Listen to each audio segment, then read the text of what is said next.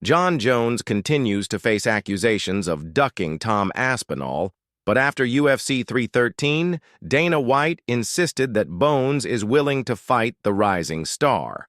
Throughout 2024, Jones repeatedly dismissed the idea of facing Aspinall, claiming the matchup does nothing for his legacy. However, after UFC 309, the controversial fighter stated he would accept the fight if the UFC offered him a lucrative payday. More recently, Aspinall reported that the delay in making the fight official is due to Jones and his camp holding it up. When asked about these claims following UFC 313, UFC CEO Dana White reaffirmed that Jones is on board for the fight. Listen, Jon Jones definitely wants to fight, just when and where is what we're working on now. Do you feel confidence? I think you said Jon I'm would very fight in confident summer on first day. that fight happens, yeah. Summer? Yeah. Awesome. Dana White also acknowledged that the UFC is aiming to book the fight for this summer. And given the promotion's history of hosting massive cards during International Fight Week, UFC 317 on June 28th in Las Vegas seems like a likely target. However, do White's comments make this fight a certainty, or is it still a case of, "I'll believe it when I see it"? Meanwhile, following Magomed Ankalaev's championship win on Saturday, he was asked how he thinks he would have fared against Jon Jones during his reign at 205. The new champion confidently stated that he believes he could have handed Bones his first legitimate defeat. I think I could back then in the time if I was at the same time fighting as Jon Jones was. I don't see why not. Some might see that as a bold statement, considering Jon Jones was at the peak of his powers throughout much of his light heavyweight reign. But what do you think? Could Ankalaev have beaten a prime version of Jones at 205? Meanwhile, Alex Pereira's ex-girlfriend stirred controversy after his loss at UFC 313 by posting a video on social media, tagging Magomed Ankalaev and taking a shot at the former champion. In response, Pereira didn't hold back, firing back at his ex for the post and making it clear he wasn't. We have a new light heavyweight champion. No more Shama, Kama. So, he lost at the International Women's Day. Maybe that's a sign, guys. I don't know. New light heavyweight champion Ankalaev. Congrats. He did a really good job. If you guys are talking robbery, you don't understand anything from MMA. So let's not talk about robbery. That's completely BS. This guy won, and actually he got this title shot very, very late, right? So I think we should give him some props. Even if we don't like him or we don't like his fighting style, we should give him some props. No more Shama. Alex Pereira responded to his ex-girlfriend's post with a sharp rebuttal, making it clear he wasn't going to ignore the situation. "I think she should stop mentioning my name. See you, her husband might get jealous, Shah." Alex's ex is known for taking shots at him whenever she gets the chance. Months ago, she also left a comment under a picture of Alex and Chris Brown, adding to the ongoing drama. "Only missing Jon Jones in this pick and thee trio is perfect." Merab Dvalishvili wasn't happy when a UFC fan asked him to sign a picture of himself getting knocked out. Here's the clip. Yo, bro, I want to ask you if you can sign this, bro. Can you sign this, bro? We're just gonna do one, brother. Can you sign, bro? Yeah, it's just that, bro. It's just that. Why that one? That's what. Why that one, bro? What? It's a defining moment, bro. No, not this one. I'm from Oregon, bro. It's a defining moment. It's just pictures, bro. No, it's just pictures, bro. No, not those it's ones. Pictures, bro. Not those ones. All right. No, not that. All right, it's all good. It's all good. Umar beat you, bro. Umar beat you next time, bro. Tom Aspinall reacted to Alex Pereira versus Magomed Ankalaev and didn't seem to have any issues with how the fight was scored. While some fans believe Pereira was robbed, Aspinall appeared to agree with the judge's decision. Following the bout, two judges scored it 48-47 for Ankalaev, while the third had it 49-46, crowning the Russian as the new light heavyweight champion. Aspinall was streaming while watching the fight, and when Ankalaev stunned Pereira badly in the second round, the heavyweight shared his live reaction, Rocket him, mate. He's lucky he didn't get knocked out there. If that was me, he would have been snoozing. As for the fight itself, Aspinall had no doubt that Ankalaev deserved the win. I'm not a judge, so put that on record, but I think 3 rounds to 2 for Aniv comfortably, maybe 4 rounds to 1 for Aniv. I think P may have took the first. Israel Adesanya reacted to Alex Pereira's loss at UFC 313, stating that he believed Pereira won. Here's what he had to say. He's winning this round. He won this round. Pereira won. I think it's that still.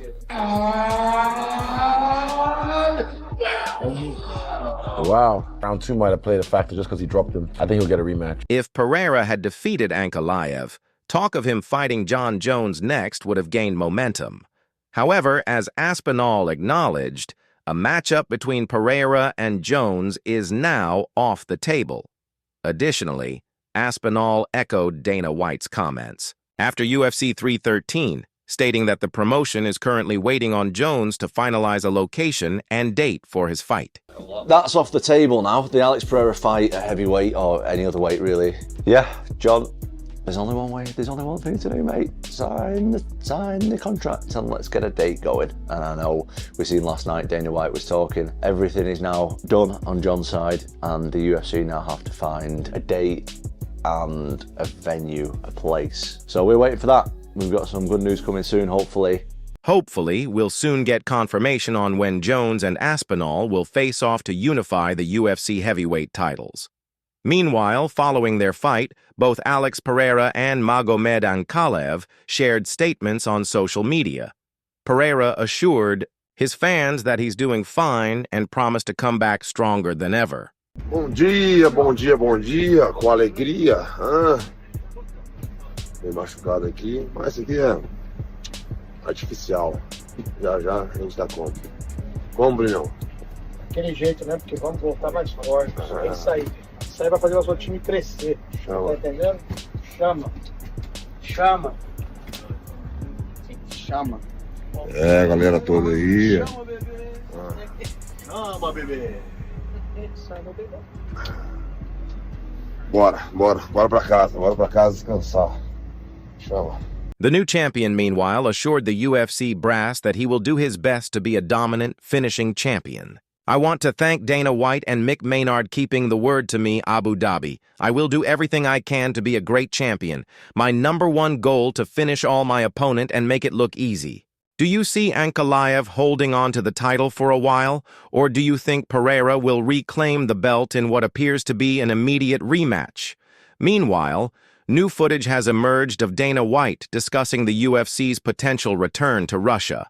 Due to well-documented reasons and complications, the promotion hasn't hosted an event there since 2019. However, with a strong presence of Russian fighters on the roster and MMA's immense popularity in the country, many have speculated about a return. At UFC 313, White was caught on camera stating that if the new U.S. administration allows it, the UFC will bring an event back to Russia. What did you expect coming in here tonight? And what all my list. You gotta think about it, you know what I mean? Yes, What do you make of White's comments? Do you see the UFC holding a card in Russia in late 2025 or 2026? For reference, the last time the UFC hosted an event in Russia was in November 2019, where Zabit Magomedsharipov defeated Calvin Kattar by decision in the main event. At the time, no one could have predicted it would be Magomedsharipov final fight, as he was widely considered a rising star and a future champion at 145. Meanwhile, another major storyline from UFC 313 involved ESPN compensating customers. After widespread streaming issues, many ESPN Plus subscribers reported problems watching the pay-per-view, leading to a flood of complaints online. Dana White later acknowledged the issues, and unsurprisingly, he wasn't happy about the situation. Yeah, there were problems buying the pay-per-view on ESPN. Plus, I don't know what happened with their platform tonight, but yeah, there are a lot of pissed-off people. Due to the technical issues and the wave of complaints, ESPN ultimately made the UFC 313 card available for free. MMA pundit Luke Thomas weighed in on the situation, sharing his thoughts on social media. I was going to buy the UFC 313 pay-per-view this morning on ESPN, plus because A, I need it for work, B, figured by now they might have ironed out the issue to my surprise. It was free, there was no charge, it opened right up, and I watched the entire thing. Did anyone else experience this? Yeah, there it is. They're giving it away for free, basically. Wow! While it was frustrating for fans who wanted to watch the main card live, at least ESPN eventually made UFC 313 available for free. Better late than never, right? Did you experience any issues with the pay-per-view stream? Meanwhile, UFC 313 lost an exciting heavyweight fight just hours before the event as Curtis Blaydes withdrew due to illness. Blaydes was set to face UFC newcomer Rizvan Kuniev on the prelims, but the bout was scrapped. Blaydes later shared details about his withdrawal on social media and confirmed the fight will be rebooked. It's a tough break for Blaydes, who hasn't fought since July, when he was stopped quickly by Tom Aspinall. Currently ranked number 5 in the heavyweight division, Blaydes has gone 3-2 in his last 5 fights. This also marks the third time Kuniev's UFC debut has been canceled, despite earning his contract last summer with a stoppage win on Dana White's Contender Series. Hopefully, the fight gets rescheduled without any further setbacks. Elsewhere, King Green broke his silence on his UFC 313 loss. The fan-favorite lightweight suffered a brutal knockout against rising prospect Mauricio Ruffy in the main event, getting dropped by a jaw-dropping spinning wheel kick. Following the highlight reel loss, Green posted a video statement addressing the fight. This is the game we play. There's wins, there's losses. This is how it goes, you know? Shout out to Ruffy. You did your thing, brother. I'd like to see you have success in your future. Obrigado. And shout out to everybody that rocked with me and came through this whole thing, man. I love all you guys. I thank you so much for supporting me through all this. But we're not done, you know? Felt like I just need some more time to get myself back used to being in the cage. We'll be back. I promise you that. Green's fans will be relieved to hear he isn't planning to retire just yet. But if he doesn't win his next fight, calls for him to hang up the gloves may grow louder. The unorthodox 38-year-old veteran has lost 3 of his last 4 bouts, with 2 of those defeats coming by knockout. Meanwhile, another UFC fighter has decided to step away from the sport. Not long ago, Jalen Turner was seen as a rising contender in the lightweight division, but following his loss at UFC 313, he shocked everyone by suggesting he's likely done fighting. Turner was submitted by fast-rising prospect Ignacio Bahamondes via triangle choke in the second round. As he exited the cage, cameras caught him telling the media that he was probably retiring, and in a later interview with Sportsnet's Aaron Bronstetter, Turner confirmed that he's likely walking away from the sport. I felt like I'd get the nod, get the win. I watched him, he's an up-and-coming prospect. He deserved the opportunity, and I felt like I would have gotten my hand raised and didn't. I know it's emotional right now, but I've been thinking about this for the last 11 months. If I'm going to keep fighting or not, I was bad on signing the fight contract because I didn't know if I was going to retire or not. I didn't know how much longer. I wanted to keep doing this. Turner also emphasized that his decision is largely based on his physical health, stating that as a father, maintaining his well-being is a top priority, which is why he's likely stepping away from the sport. Now my kids are getting older. I don't want to keep taking damage. Training camps are hard.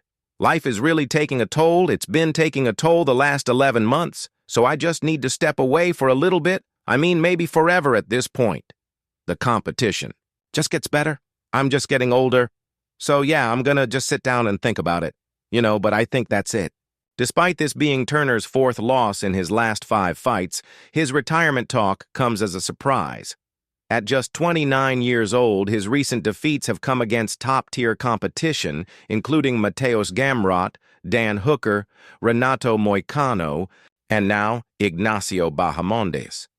Speaking of Bahamondes, after his win, he urged Turner to keep fighting and even offered to train with him and provide a place to stay while he does. A classy gesture from the rising lightweight contender. Yeah, I told him don't do that. I tell him don't do that. Come on, if you need help, if you need something, I'm here. If you need to come back to come to Chicago and train some, just to love it again. I told him he could stay in my house, no problem. I'm open to help him. Our team is open to help him, and I just told him to go back home, just thinking about it. But please don't do it. He just make me. He pushed me to my best and made me so better, and he still got a lot more to give to this sport. What do you think? Should Turner keep fighting, or is he making the right call? Meanwhile, Nina Drama fired back at that there's a new curse in the MMA community with nah. Since she's always around fighters who lose or have bad luck, Nina didn't agree and fired back at Diana, responding with a sharp rebuttal. I respect you as a fighter, so I won't say anything bad. How am I a curse when I filmed as many videos with Alex as I did with ANV? Please elaborate. You should focus more on training and less on tweeting. Negativity. Focus on your fight with Diane Barbosa. You have a tough challenge ahead. Wish you the best.